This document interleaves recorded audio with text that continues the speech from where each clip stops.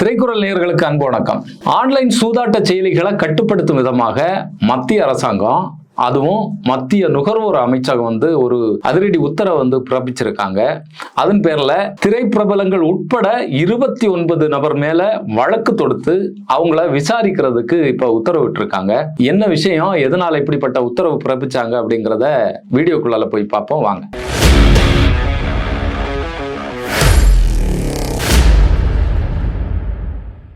இந்த ஆன்லைன் சூதாட்டம் அப்படிங்கிறது எவ்வளவு மோசமான விஷயம் அப்படிங்கிறது தெரியும். இதனால எவ்வளவு பேர் நடுத்தெருவுக்கு வந்துட்டு இருக்காங்க, எவ்வளவு கொலைகள் தற்கொலைகள் நடந்துட்டு இருக்கு அப்படிங்கறத நம்ம அன்றாடம் செய்திகள்ல பார்த்துட்டு தான் இருக்கோம். இதுக்கு எதிராக தமிழக அரசு உட்பட சில அரசுகள் இந்த தடை பிறப்பிக்கணும் அப்படின்னு சொல்லி உத்தரவு பிறப்பிச்சாங்க. ஆனா இந்த ஆன்லைன் சூதாட்ட கம்பெனிகள் இருக்கு பாத்தீங்களா, இந்த கம்பெனிகள் நேரா உச்ச நீதிமன்றத்துக்கு போய் அங்க அனுமதி வாங்கிட்டாங்க. உச்ச நீதிமன்றம் என்ன சொல்லுச்சு, இது திறமைக்கான ஒரு விளையாட்டு, அவ்வளவுதான், இது ஒரு கேம் தான், இது அப்படிதான் பார்க்கணும் அப்படின்னு சொல்லி உத்தரவு கொடுத்தாங்க. ஆனா இந்த உத்தரவு கொடுத்து இந்த செயலிகள் இயங்க ஆரம்பிச்ச பிறகு இது மிக மிக மோசமான பின்விளைவுகளை சமூகத்துல உண்டாக்கிட்டு இருக்கு. அதை தான் நம்ம அன்றாடம் பார்த்துட்டு இருக்கோம். இதனுடைய அடிப்படையில தான் இந்த ஆன்லைன் சூதாட்ட செயலிகளை கட்டுப்படுத்தணும் அப்படிங்கிற நோக்கத்துல மத்திய அரசாங்கம் சில நடைமுறைகளை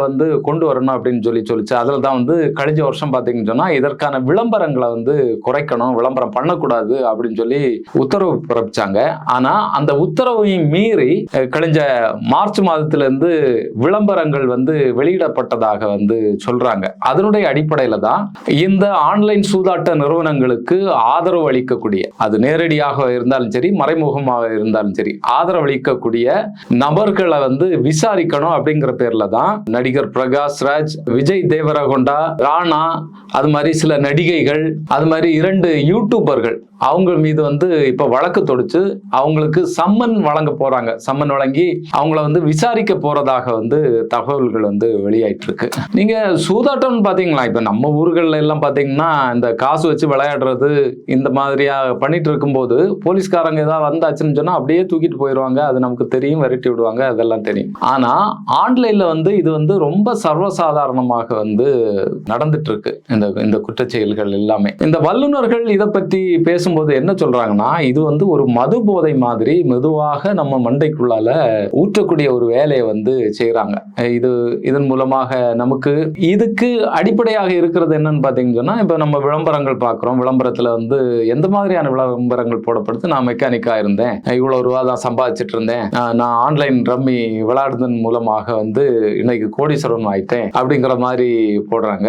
அது மாதிரி எல்லாமே வரைய நிலையில இருந்து மிகப்பெரிய ஒரு அளவுல பணக்காரன் ஆனதாக போட்டுட்டு இருக்காங்க. அப்ப நமக்கும் கஷ்டப்பட்டு இருக்கவங்க, சின்ன சின்ன வேலையில இருக்கவங்களுக்கு தோணும், இந்த மாதிரியான ஒரு வாய்ப்பு இருந்தா நம்ம முன்னேறலாமே. அது வேற சொல்ல வேண்டாம், சீட்டு விளையாடுறவங்களுக்கு இன்னும் அது உத்வேகமா இருக்கும். நான் எப்படிப்பட்ட சீட்டு விளையாடுறவன் தெரியுமா அப்படின்னு சொல்லி இதுக்கு எல்லாமே நமக்கு ஒரு ஆர்வத்தை தூண்டுற மாதிரி பாத்தீங்கன்னு சொன்னா, நம்ம செல்போன் எல்லாம் பயன்படுத்துறோம். செல்போன்ல உங்களுக்கு 5000 ரூபாய் போனஸ் வந்திருக்கு ரம்மி விளையாட்டுல, நீங்க இதுல விளையாடலாம், இலவசமாக நீங்க முதல்ல விளையாடலாம், இந்த மாதிரியான இதெல்லாமே வருது. அப்போ நம்ம முதல்ல போய் இதுல விளையாடும் போது நம்ம ஜெயிக்கிற மாதிரியான விஷயங்களே இதுல நடந்துட்டு இருக்கோம். நம்ம ஜெயிச்சு இதுல வெற்றி பெற்றுட்டு இருக்கிற மாதிரியான இதுலயே அந்த ட்ராயில் இருக்குல்ல, அந்த ட்ராயிலே இந்த மாதிரியான விஷயங்கள் நடந்துட்டு. அது மாதிரி இதுல ஏற்கனவே விளையாடிட்டு இருக்கவங்கிட்ட பாசிட்டிவான விஷயங்கள் நமக்கு வாரது மாதிரியான செட்டப் எல்லாம் இதுல இருக்கு அப்படின்னு சொல்லி சொல்றாங்க. இப்படிதான் நமக்கு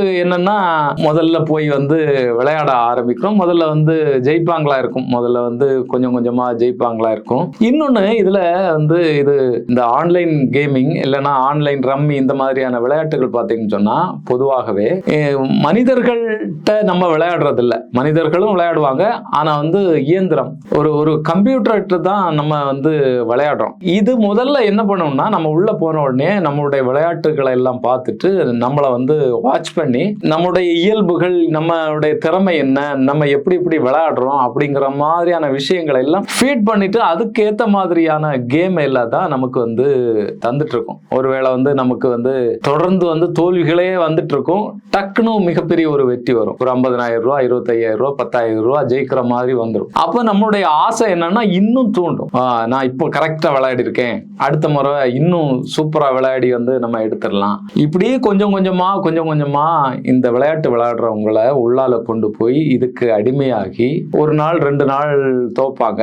நேற்றைக்கு இதனாலதான் மிஸ் ஆச்சு, இன்னைக்கு அதை பார்த்துடலாம் அப்படிங்கிற மாதிரி கடன்காரன்களாக ஆகிறது, இதுக்கு அடிமையாகிறது. அது மட்டும் இல்ல, என்ன சொல்றாங்கன்னு சொன்னா இதுல வந்து நம்மளை வந்து கவர்ற மாதிரியான நிறங்கள், அது மாதிரி நம்ம முடிவெடுக்கக்கூடிய அந்த செகண்ட் இருக்குல்ல, அந்த 30 செகண்ட்னு சொல்றாங்க, அந்த 30 செகண்ட் வந்து அடிச்சுட்டே இருக்கும். அப்போ நம்முடைய வேலை நேரம், நம்ம வந்து நம்முடைய குடும்பத்துக்கு ஒதுக்கக்கூடிய நேரம், இதுல இருந்து எல்லாம் தாண்டி நம்ம வந்து இந்த கேம்ல வந்து ஆழமாக ஒன்றிக்கக்கூடிய ஒரு சூழ்நிலை உருவாகும். இப்படித்தான் நிறைய பேர் வந்து கடன்காரங்களாகி அதுல இருந்து மீள முடியாத அளவுக்கு வந்து உள்ள போயிடுறாங்க அப்படிங்கிறது தான் பலர் வந்து சொல்றாங்க. இந்த விளையாட்டு பார்த்தீங்கன்னு சொன்னா பல நாடுகள்ல இருக்கு. சில நாடுகள்ல வந்து இதனுடைய விளைவுகளை பார்த்து தடை பண்ணிருக்காங்க. சில நாடுகள்ல இதுக்கு வந்து ஒரு கட்டுப்பாடுகளை வந்து வச்சிருக்காங்கன்னு சொல்லி சொல்றாங்க. சைனா மாதிரியான நாடுகள்ல வந்து கட்டுப்பாடுகளை வச்சிருக்காங்க. அது என்ன சொல்றாங்கன்னா, ஒரு குறிப்பிட்ட நேரம், காலையில இருந்து 7 மணில இருந்து ராத்திரி 10 மணிக்குள்ளால தான் விளையாட முடியும். அது மட்டும் இல்ல, இந்த 18 வயசுக்கு மேல உள்ளவங்க மட்டும்தான் இதுல வந்து விளையாட முடியும். இப்படி விளையாடுறவங்களை கண்காணிக்கிறதுக்கு கேமரா இதெல்லாமே இருக்கும் அப்படின்னு சொல்லி சொல்றாங்க. அது மட்டும் இல்ல, ஒரு நாளைக்கு வந்து $10 தான் விளையாட முடியும். ஒரு மாசத்துக்கு இவ்வளவு டாலர் அப்படிங்கிற கட்டுப்பாடு தான். இதெல்லாம் வச்சு தான் அவன் வந்து கட்டுப்படுத்துறான். இதை தாண்டி வந்து இந்த நிறுவனங்கள் ஏதாவது பண்ணா அவங்க மேல நடவடிக்கை எடுக்கிறதுக்கான சட்டங்கள் வந்து அங்க இருக்கு. அது மட்டும் இல்ல, இப்போ ஒருவேளை வந்து நம்முடைய வீட்டுல வந்து ஒரு பெரிய நபர், ஒரு வளர்ந்தவர் வந்து விளையாடுறதுக்கு ஒரு அனுமதி வாங்கி இருக்கிறான்னு சொன்னா, அதை தவறுதலாக வந்து அந்த வீட்டுல இருக்கக்கூடிய சின்ன குழந்தையோ 18 வயசு உட்பட்ட ஒரு நபரோ விளையாடும் போது அந்த தாய் இல்லைன்னா தகப்பன் வந்து அதை யாரு இது பண்ணிருக்காங்களோ அவங்க வந்து கைது செய்யப்படுவாங்க. அப்படிங்கிற மாதிரியான சட்டங்கள் எல்லாம் வச்சிருக்காங்க அப்படின்னு சொல்லி தான் பலரும் வந்து இன்னைக்கு வந்து பேசிட்டு இருக்காங்க. ஆனா இந்தியாவில் பாத்தீங்கன்னு சொன்னா அந்த மாதிரியான சட்டங்களோ இல்லைன்னா இது எப்படி செயல்படுறது அப்படிங்கிறத கண்காணிக்கிறதுக்கோ எந்த விதமான நடைமுறையும் நமக்கு தெரிந்த வகையில இல்லை.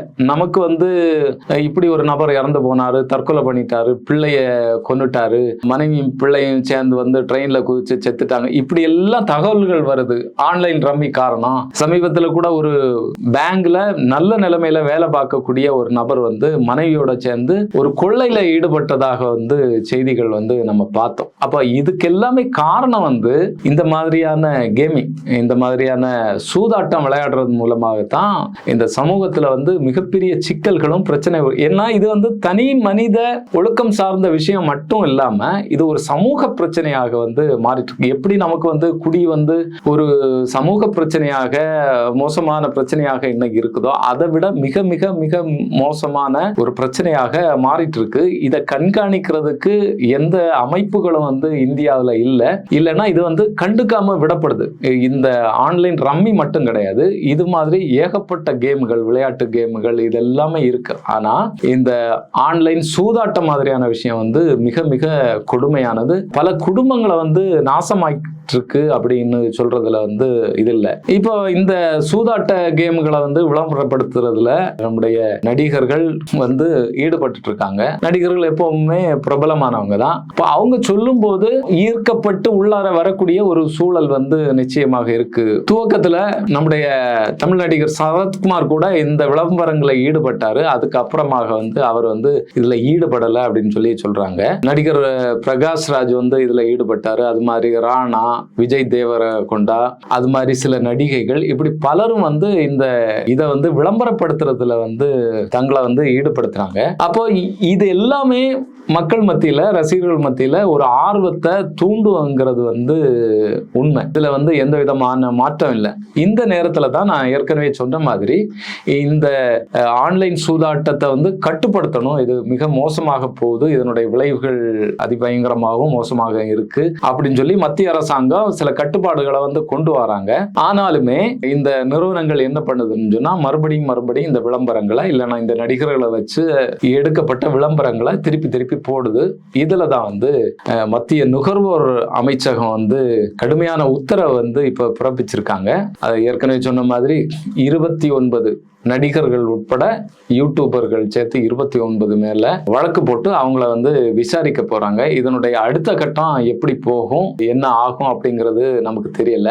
எது எப்படியாக இருந்தாலும் அரசாங்கம் இதை வந்து கட்டுப்படுத்தினாலும் சரி, கட்டுப்படுத்தலனாலும் சரி, இதை வந்து ஒவ்வொரு குடிமகனும் வந்து இந்த சூதாட்ட விஷயங்களை போறத வந்து முழுமையாக தடுக்கணும், தடை பண்ணணும். நம்ம எல்லாருமே உள்ளால போகும்போது எப்படி போறோம்னு சொன்னா, இது எனக்கு தெரியும், எனக்கு விளையாட்டு தெரியும், நான் ஈஸியாக வந்துருவேன், இதுல வின் பண்ணிடுவேன், இப்படிதான் வந்து சொல்றாங்க. ஆனா நமக்கு எதிராக விளையாடுறது வந்து ஒரு மெஷின். இன்னைக்கு வந்து ஏஐ தொழில்நுட்பம் எல்லாமே வந்துருச்சு. இந்த மாதிரியான நிறுவனங்களை வச்சிருக்கிறவங்க பாத்தீங்கன்னு சொன்னா நம்மளை வந்து வெற்றி பெறுவதற்காக வச்சிருக்கல, அதை வந்து தயவு செஞ்சு புரிஞ்சுக்கணும். அவங்க கோடி கோடியாக இதுல வந்து சம்பாதிக்கிறதுக்கு தான் இந்த நிறுவனங்களை வந்து உருவாக்கி வச்சிருக்காங்க. அது மாதிரி இந்த நிறுவனங்கள்ல இப்படி விளையாடி நமக்கு ஒரு சிக்கல், ஒரு பிரச்சனை ஏற்பட்டுட்டுனா இதுக்கு கேஸ் கொடுக்கணும்னா பாத்தீங்கன்னா இவங்களுடைய நிறுவன பதிவுகள் எல்லாம் பாத்தீங்கன்னா இங்கிலாந்துலயோ, லண்டன்லயோ, அமெரிக்காவிலயோ எங்கேயாவது இருக்கும். அந்த கோர்ட்ல போய் தான் நம்ம வந்து வாதாட முடியும். அங்கதான் நம்மளுடைய வாதங்களை வைக்க முடியும். ஆக நமக்கு எந்த விதத்திலையும் இதுல வந்து வெற்றி பெறவே முடியாது. நம்ம பாதிக்கப்பட்டா கூட நமக்கு இதுல வெற்றி பெற முடியாது. அந்த அளவுல தான் இந்த கேமினுடைய டிசைன் எல்லாமே பண்ணி வச்சிருக்காங்க. இந்த நிறுவனங்களுமே அப்படிதான் இருக்கு. நம்முடைய ரத்தத்தை உறிஞ்சு இன்னைக்கு கோடி கோடியாக சம்பாதிச்சிட்டு இருக்காங்க. பலரும் இன்னைக்கு வந்து தங்களுடைய வாழ்க்கையை வந்து மாய்ச்சிட்டு இருக்காங்க. எனவே இது வந்து மிக மிக மோசமான ஒரு சூதாட்டம். இதுல ஈடுபடுறத மக்கள் முழுமையாக கைவிடணும் அப்படிங்கிறது தான் நம்ம திரும்ப திரும்ப சொல்லக்கூடிய விஷயமாக இருக்கு. இது நாளைக்கு என்ன ஆகும் அப்படிங்கிறது வந்து தெரியல, பொறுத்திருந்து பார்ப்போம். தொடர்ந்து இணைந்திருங்கள் திரைக்குறள் நிகழ்ச்சிகளோடு. சப்ஸ்கிரைப் பண்ணுங்க. உங்களுடைய கமெண்ட்ஸை வந்து எங்களுடைய கமெண்ட் பாக்ஸ்ல போடுங்க. உங்களுடைய ஆதரவை நீங்க எங்களுக்கு தொடர்ந்து தரணும். நன்றி, வணக்கம்.